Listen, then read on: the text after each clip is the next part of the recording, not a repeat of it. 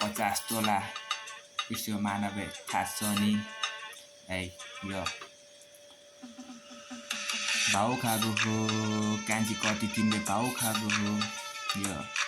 गाउँ आएको हो तिमीलाई भेट्न तिम्रो गाउँ आएको हो ठाउँ आएको हो भाउ खाएको हो कान्छी कति तिमीले भाउ खाएको हो यो गाउँ आएको हो